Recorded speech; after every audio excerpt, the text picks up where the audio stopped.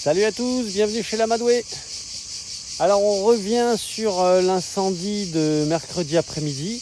Là on est vendredi matin et on fait un petit peu le bilan de ce qui s'est passé. Donc on va aller par là. Feu d'origine criminelle apparemment.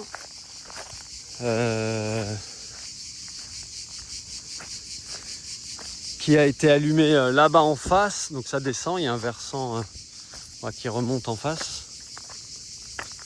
Je vais vous faire un petit zoom.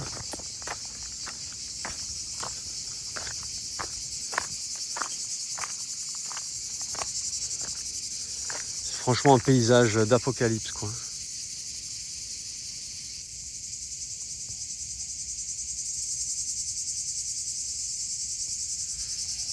Donc le feu était en face, le vent a tourné, c'est venu comme ça. Moi j'étais pas sur la ferme, heureusement qu'un voisin m'a prévenu. Il n'était pas trop inquiet dans sa voix, et puis il n'était pas sur place. J'ai mis 3 minutes à peu près à me décider, à me dire ah putain faut y aller. Bah heureusement, hein. Franchement je suis arrivé ici, c'était à 5 minutes près, c'était la catastrophe.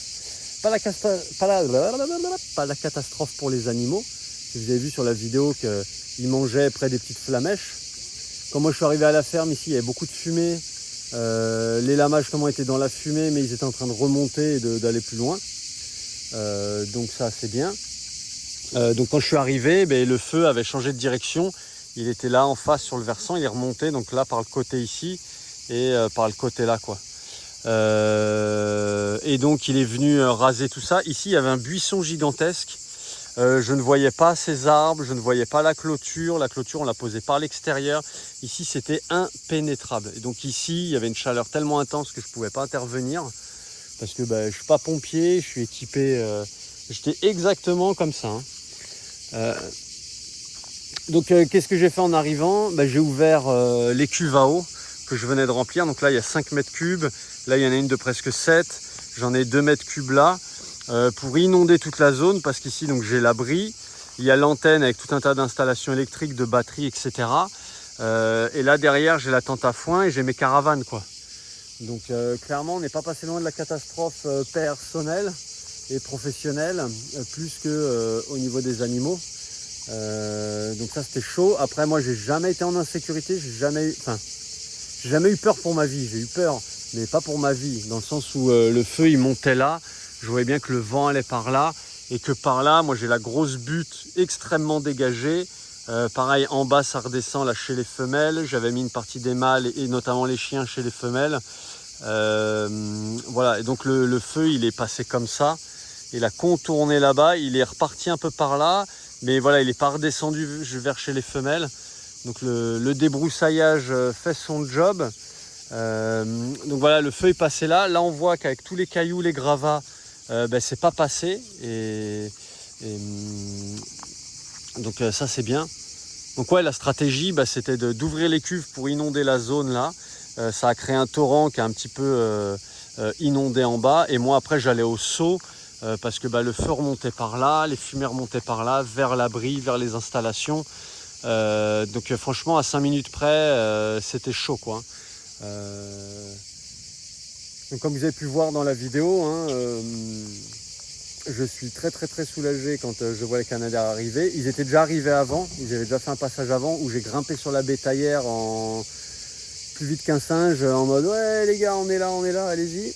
Ils ont largué derrière, après voilà ils ont largué là, vous avez vu la vidéo.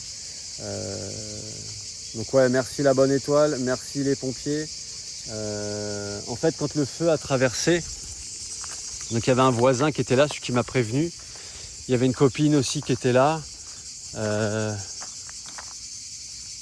putain, il y a de la fumée là-bas. Il y avait encore de la fumée hier soir. Mon fils il me dit ah papa il y a de la fumée là.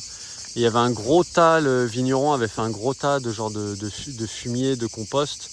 Et les pompiers avaient pas mal arrosé. Je dis ça doit être ça quoi. Et en fait c'était pas ça là. Il y avait une touffe là qui était en train de prendre plusieurs heures alors que les pompiers avaient passé toute la nuit ici. Toute la journée d'hier, ils sont passés ici à faire des rondes et tout ça. Même encore cette nuit, on a encore vu des rondes et tout. Là, on parle de plusieurs centaines d'hectares qu'on cramait. 400 pompiers qui ont intervenu. Nous, j'ai vu sur des camions, il y avait des camions des Alpes de Haute-Provence qui étaient là, de pompiers. Je ne sais plus, une soixantaine de largages de Canadair et de petits avions. Voilà, visiblement, c'est un feu d'origine volontaire. Donc ouais, mais là, il y a des fumerolles, je vais aller les éteindre après.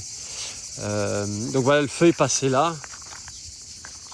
Et là, bah pareil, heureusement qu'on a des super débroussailleurs qui ont rasé la zone ici. Petite démonstration de la piscine. On vient de changer l'eau. Donc ma magnifique piscine toute neuve, elle a résisté parce que elle était pleine de flotte bien fraîche. Je vais pas trop l'embêter. Mais voilà les dégâts que j'ai sur la ferme. J'ai un bout de tuyau qui a cramé. Voilà 2-3 poteaux qui ont cramé, mais franchement celui-là il est encore solide. Celui-là pareil. Donc poteau en châtaignier mis il y a 5 ans presque. Voilà, et celui-là c'est celui qui a pris le plus cher. Voilà. Si j'ai des dégâts sur la ferme, c'est ça. Donc vous avez été très nombreux déjà à être inquiets pour moi. Donc voilà, vraiment tout va bien. J'ai jamais été en insécurité pour ma vie. J'ai eu peur, mais jamais peur pour ma vie.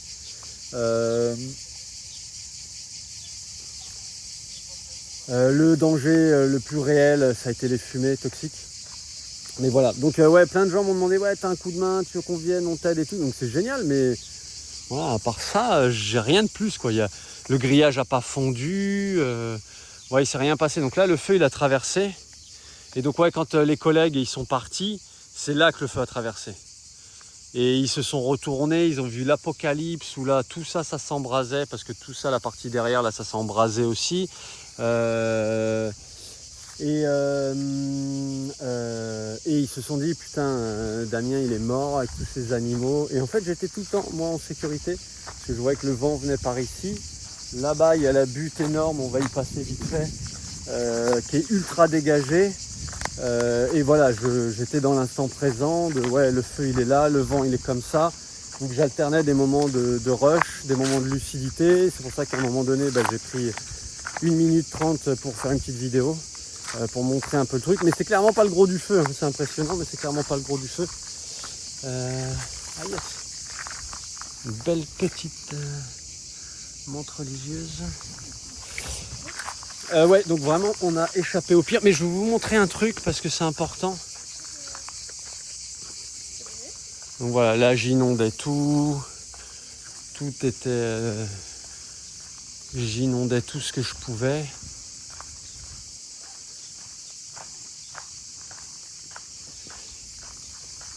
Et reste. Je filme en même temps, comme d'hab dans les conditions du direct. Hein. Donc j'étais là quand j'ai filmé. Hein, voilà, là il y avait les petites flamèches, là il y avait les lamas et là il y avait les canadaires. Quoi. Donc quand ça a traversé comme ça, c'était une folie. Et clairement, hein, il y a des lois qui obligent normalement les propriétaires terriens de terrains agricoles à débroussailler ou à mettre des agriculteurs dessus. C'est pas le cas. Donc c'est la folie. Et pour vous montrer un peu ce que font certains propriétaires, quoi. Hein, vous savez, ces gens qui veulent vendre des terrains agricoles à prix immobilier. Regardez ce qu'ils ont fait. Parce qu'ils ont vu une fois des gens qui étaient venus avec un camping-car ici. Regardez la tranchée, quoi. Regardez la tranchée qui a été faite, là. Comment il passe, le camion de pompier, là? Ouais. Là, le camion de pompier, il passe pas, quoi. Hein.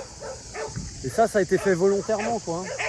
Donc qu'est-ce qu'on a derrière nous? Une partie hyper voilà, toute cramée de ouf. Ouais, ça c'est un propriétaire terrien qui ne veut pas qu'on aille pâturer avec les lamas. Regardez, tout a cramé derrière. Parce que le feu a avancé comme ça, enfin c'est désolant quoi. Et ici le feu il a touché des jardins quoi. Alors il a peut-être léché le mur des maisons, mais ça a été vraiment chaud quoi. Donc clairement voilà, il faut qu'on remette un petit peu les règles en place à ce niveau-là, parce que voilà, on laisse pas travailler les éleveurs. Dès qu'il y a un chien qui aboie, les gens ils cassent les pieds. Mais là, quand il y a des incendies, c'est quoi le plus grave quoi? Une flamme qui vient cramer ta maison ou un chien qui aboie parce qu'il fait son travail avec le troupeau quoi. Voilà, enfin un petit coup de gueule, mais regardez ça, hein, putain, cette tranchée, quoi. Hein. Comment il fait le camion de pompier pour passer? Bah là, il n'est pas passé, hein, il a été de l'autre côté, là-bas, et qui se démerde, les gars. Mais ça c'est quoi? C'est de la mise en danger de la vie d'autrui? Comment on appelle ça, quoi, hein? Comment on appelle ça? Et ça, ce monsieur, il voulait vendre son terrain à prix immobilier, hein, et pas à prix agricole, quoi. Et voilà. Bref, on va pas trop s'attarder là-dessus. Le gros avantage, donc, c'est de débroussailler. Et la règle, donc c'est 50 mètres autour de son habitation et jusqu'à 2 mètres de haut. Et en évitant donc le bois au sol. Sauf que là, il y a eu les travaux de l'antenne. Ils ont coupé des branches pour passer avec le camion, donc là derrière, là, devant ce camion. Là. Donc il y avait du bois au sol là qu'on voit derrière Morito. Et là on voit que ça a quand même bien, les flammes sont bien montées. Mais comme c'était très bien coupé, eh ben, ça a pas fait des torches, quoi.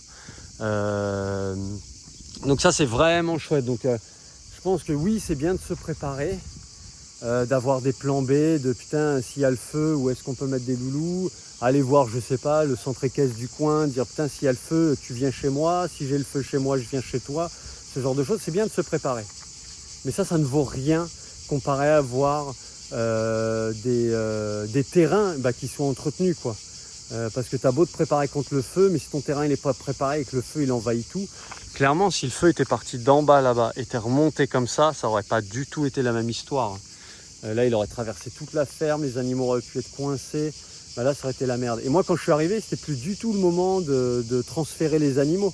C'était à la rigueur, tu coupes la clôture et tu chasses tout le monde dehors et puis on les retrouvera plus tard. Et c'était un peu mon idée, hein, parce qu'à un moment donné ça devenait vraiment chaud, quoi. Donc bon voilà, rassurez-vous, tout va bien.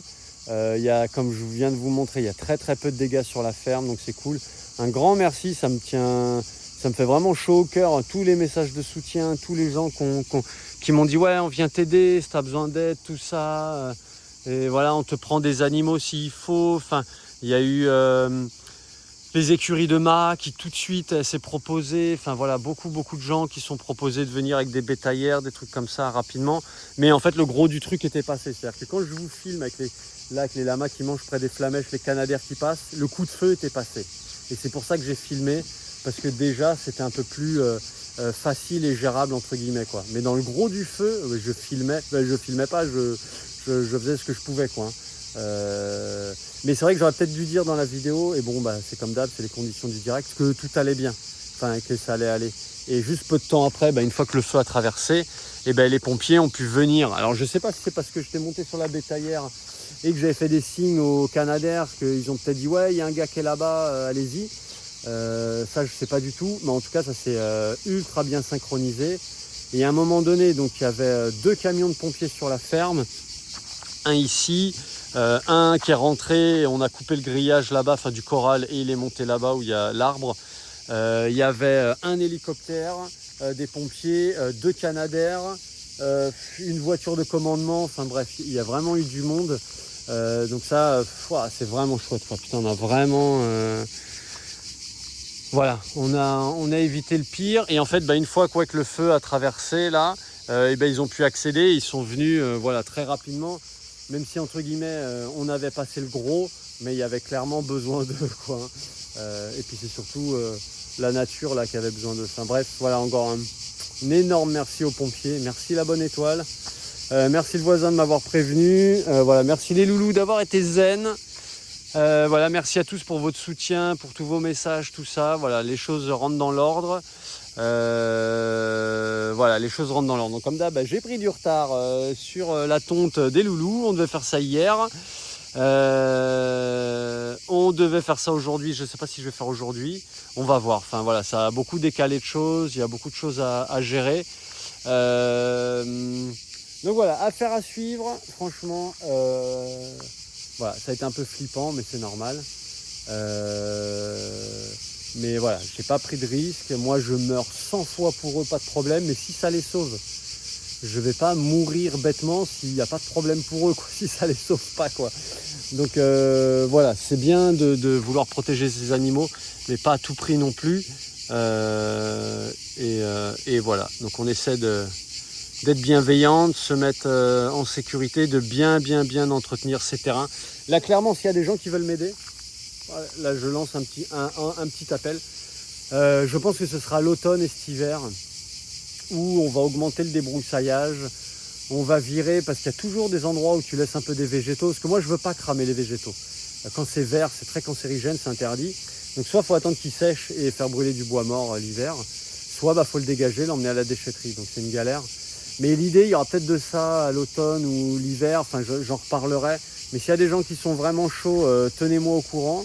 Parce qu'autant on constitue une petite équipe et on va entretenir les terrains. Parce qu'ici, tout est classé incendie.